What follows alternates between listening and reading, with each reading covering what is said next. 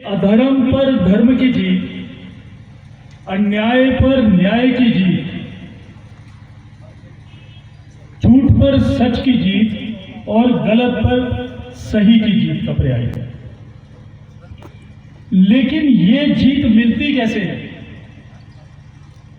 अधर्म पर धर्म की जीत तभी होती है जब समाज बलवान शक्तिशाली होता है। समाज को शक्तिशाली बनाने के लिए समय समय पर बहुत सारे उपक्रम चलते ही रहते हैं। खासकर जब हम हिंदू समाज के संगठन की और उसके ताकतवर होने की, उसके बलशाली होने की बात करते हैं, तो ये बात हम सबको समझ में आनी चाहिए कि हिंदू समाज का बलशाली होना केवल हिंदू समाज के सुरक्षा की गारंटी नहीं, बल्कि इस देश के अंदर कोई भी सज्जन शक्ति है, उस सज्जन शक्ति की सुरक्षा की गारंटी है। और केवल यहां तक नहीं, हिंदू समाज अगर शक्तिशाली ताकतवर होता है तो पूरे विश्व में शांति की भी गारंटी केवल हिंदू समाज शक्तिशाली और बलवान बनकर दे सकता है। कहीं भी शांति बिना बल के, बिना ताकत के संभव नहीं होती। थोड़े दिन पहले नेशनल ज्योग्राफिक चैनल पर मैं एक वीडियो देखा।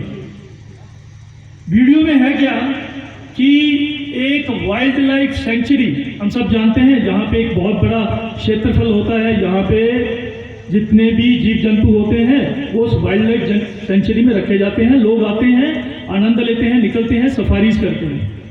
तो उस वीडियो में बताया जाता है कि सफारी करते हुए रास्ते में एक बीच चौक में 10-12 शेर वो बैठे हुए हैं। वो 10-12 शेर बड़ी शांति से बैठे हुए हैं, बिना किसी को तंग किए हुए, बिल्कुल अपनी मस्ती कर रहे हैं। और जो लोग, जो सफारी देखने वाले लोग हैं, वो उनको बिना आहट किए सिर्फ दूर से उनको देख रहे हैं। तो समझ में ये आया कि वो शेरों का झुंड वो उस स्थान पर स्थापित इसलिए कर पाया क्योंकि सामने वाले को उनकी शक्ति, उनकी ताकत, उनके बल का डर था। अगर शेर में ताकत नहीं होती, उन शेरों के झुंड में अगर उनका डर नहीं होता, तो शायद वो वहां से शांति में बैठ नहीं सकते। अगर वो हिरणों का झुंड होता तो शायद सफारी देखने वाले वो रुकते नहीं, वो वहां से उनको छेड़ते हुए गुजर जाते। तो समाज के अंदर शांति स्थापित करने के लिए, इसलिए मैंने ये कहा कि बलशाली होना, ताकतवर होना बहुत जरूरी है। और जैसा कहा कि हिंदू समाज का ताकतवर होना केवल हिंदू समाज की सुरक्षा की गारंटी नहीं, बल्कि पूरे विश्व में शांति स्थापित करने की गारंटी है। अपने इस जम्मू कश्मीर में हमने बहुत कुछ सहा, बहुत कुछ जम्मू कश्मीर ने देखा है, वो दौर भी देखा है।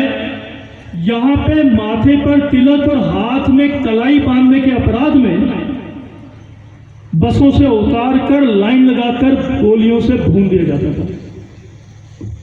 वो समय भी देखा है। अपराध क्या था उस समय भी समाज का? केवल हमारी आस्था, हमारा हिंदू होना ही अपराध था। ऐसी अनेक घटनाएं देखी। अगर हम याद करें तो जम्मू कश्मीर का कोई पहाड़ ऐसा खाली नहीं होगा जिसने उस समय उन निर्दोष हत्याओं का, हिंदुओं की हत्याओं की चीखें ना सुनी हो। इस नाते वो समय दोबारा ना आए, क्योंकि उस समय ने बहुत कुछ दिखाया है। मुझे याद आता है, आज भी हम इंटरनेट पे हम सब प्रयोग करते हैं, एक बच्चे की तस्वीर आपको मिलेगी 1990 की।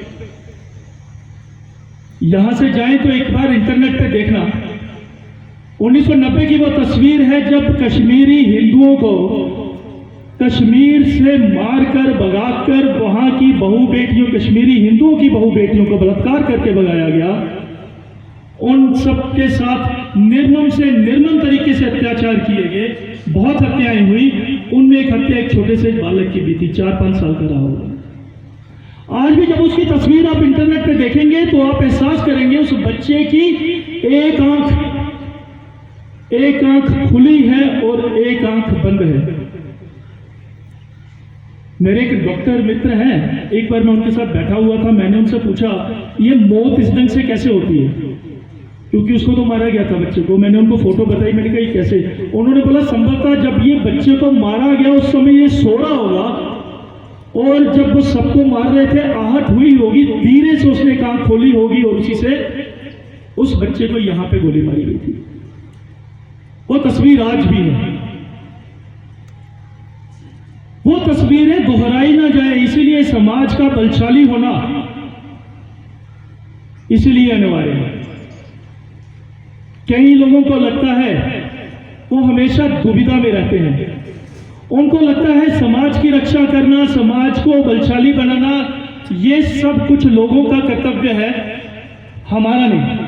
वो अपना ऑनस दूसरे पे छोड़ देते हैं। एक घटना याद आती है, राम और रावण का जब युद्ध हो रहा था, तो उस युद्ध में कुछ देवता ऊपर से देखते हैं कि राम और रावण का नीचे युद्ध हो रहा है, और कुछ लोग साइड पे खड़े होके जय हो के नारे लगा रहे हैं। तो किसी ने पूछा कि भाई ठीक है युद्ध तो हो रहा है, लेकिन ये जय हो किसके? तो उनका उत्तर था जो जीतेगा उसकी जय हो। मन तो करता है कि राम जीते, विश्वास तो ये कहता है कि राम जीते, लेकिन मन का डर ये है कि अगर रावण जीत गया तो क्या होगा।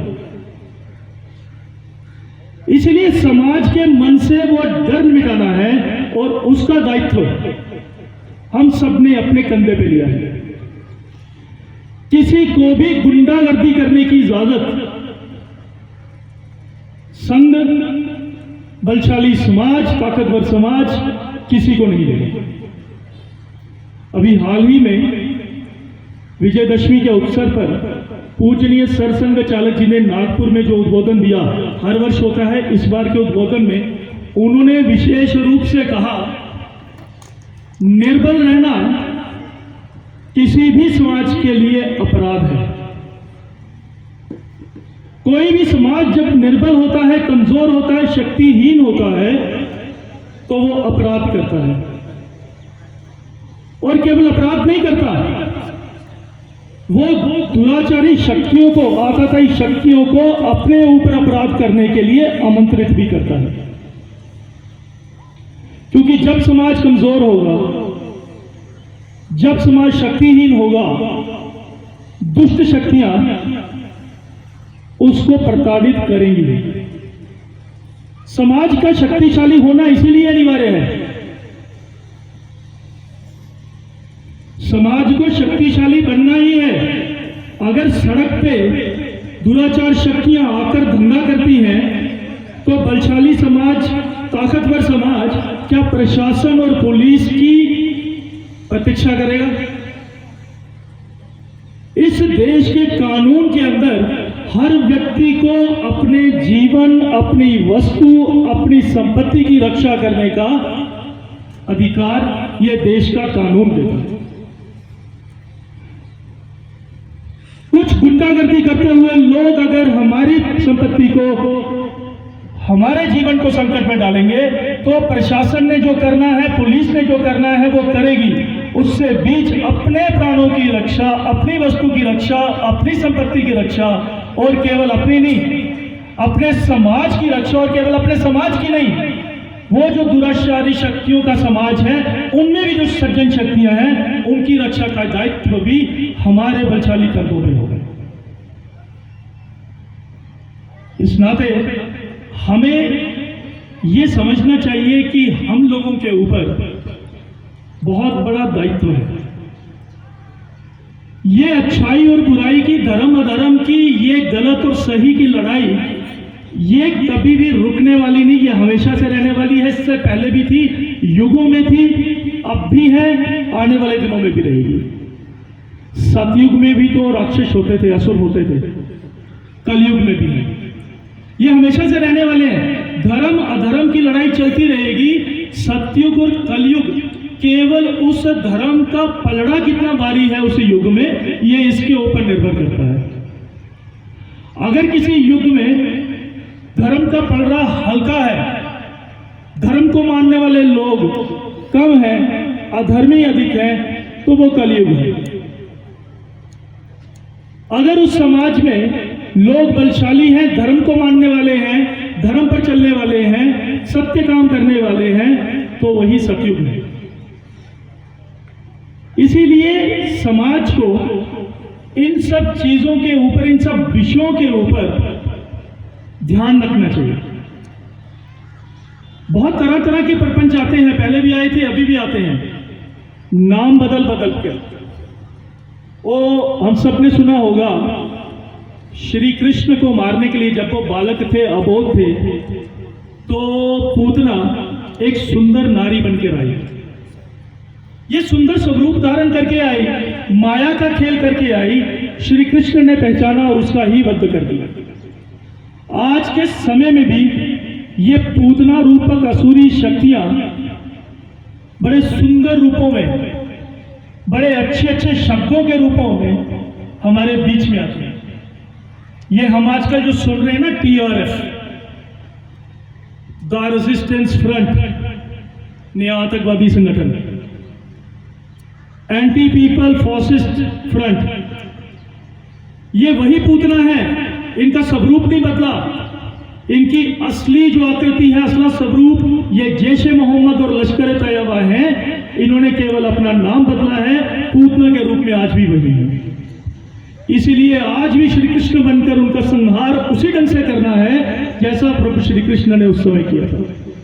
ये समाज को केवल, जिसे बोलते हैं ना कि कंफ्यूजन में रखने के लिए, थोड़ा सा उनको दुविधा में रखने के लिए कि नहीं, ये लश्कर तोयबा, ये हिजबुल मुजाहिदीन, ये अलकायदा, ये नाम तो बड़े कॉम्युनल, ये सीधा सीधा बताते हैं आपकी विचारधारा क्या है, आपकी लड़ाई किससे है। इसीलिए जब वो एक्सपोज हो गए, जब दुनिया के सामने ये लोग नंगे हो गए कि कोई इनकी विचारधारा सिर्फ और सिर्फ एक है कि पूरे विश्व में एक धर्म का प्रचार करना, एक धर्म का विस्तार करना, जब वो एक्सपोज हुए तो उन्होंने चालाकी से अपने नाम बदल दिए, बड़े सोफिस्टिकेटेड अंग्रेजी के नाम रख लिए कि हमको द रेजिस्टेंस फ्रंट है, हमको एंटी फासिस्ट फ्रंट है। जैसे कि ऐसे कि इस देश के अंदर कोई फासिस्ट सरकार है, उस सरकार को समाप्त करने के लिए हम लड़ रहे हैं। इन ढकोसलों को हमें पहचानना पड़ेगा। ये हमेशा से ही रहे हैं। इस समाज ने, जैसा मैंने आपको पहले बताया, हमने लंबा एक समय तय किया है। आपको बताऊं, आपको याद करना होगा, एक समय 2012 का, आपको इस चीज से, बात से समझ में आएगा कि शक्तिशाली समाज अपने समाज में परिवर्तन कैसे लाता है। 2012 का एक समय वो भी था जब श्रीनगर में भगवान प्रभु श्री अमरनाथ की यात्रा के लिए 2012 में, हम सबको याद होगा, लगभग 100 मौतें हुई, क्योंकि वहां का जो मार्ग था बहुत खराब था, बड़ा दुर्गम मार्ग होता था। वहां गुफा तक जाने के लिए बहुत कठिन रास्ते से निकलकर लोग फिसल जाते थे, मर जाते थे। लगभग जब 100 मौतें हुई तो भारत की सुप्रीम कोर्ट ने इसका संज्ञान लेते हुए राज्य की सरकार को कहा कि आप रोड इंफ्रास्ट्रक्चर डेवलप करने के लिए वहां पे एक कमेटी बनाइए, उससे सुझाव मांगिए और वहां पे क्या क्या चीजें हो सकती हैं, सब चीजों के ऊपर विचार करें। सुप्रीम कोर्ट के उस आदेश के बाद होता क्या है कि गिलानी जैसा गुंडा, हम सब जानते हैं हुर्रियत का गिलानी, वो इतनी गुंडाई करता है कि हमारे धर्म के लिए अगर कोई रास्ता मांग रहा है, कोई रास्ता बढ़िया हो जाए, कोई अच्छा हो जाए, लोगों को तकलीफ कम हो, वो उसके खिलाफ कश्मीर में हड़तालों का कैलेंडर जारी कर देता है। कश्मीर में हड़तालें हो जाती हैं, वो इसको कल्चरल इन्वेजन का नाम देता है कि अगर वहां रास्ता ठीक हो गया तो कश्मीर का कल्चर खराब हो जाएगा। आप सबको जानकर हैरानी होगी कि वहां की सरकार, उस समय की सरकार इतनी कमजोर थी कि एक गुंडे की धमकी के आगे झुकते हुए गिलानी को हेलीकॉप्टर पे बिठाकर उस सरकार ने उस पूरे गुफा मार्ग पे उसका चक्कर लगवाया, उसे आश्वस्त किया कि तुम शांत हो जाओ, यहां पे कोई काम नहीं चल रहा। 2008 का आंदोलन हम सब ने देखा है, हम सब ने उसमें भाग भी लिया होगा। समाज चाहता क्या था कि कुछ टेम्परेरी सेटलमेंट के लिए यात्री वहां पे जाते हैं, उनको टेम्परेरी शेल्टर के लिए कुछ भूमि मिल जाए, उसके लिए संघर्ष करना पड़ा। लेकिन जब समाज मजबूत हुआ, समाज बलशाली हुआ, समाज ताकतवर हुआ, आज अगर आप बाबा अमरनाथ की यात्रा पे जाते हैं तो आपको तीन बेस कैंप आपको ठहरने के लिए मिलेंगे। लोग वही, जगह वही, सब वही, साजिशें भी वही, लेकिन अगर कुछ बदला तो वो समाज का मन बदला, समाज का मनोबल बदला, समाज का बल बदला। वो हमेशा से ही कंफ्यूज करेंगे। जब उनको लगेगा कि समाज जो है वो बलशाली हो रहा है, समाज ताकतवर हो रहा है, तो अलग अलग प्रपंच करके, बहुत सारे अलग अलग प्रोपेगेंडा करके समाज को बहकाएंगे।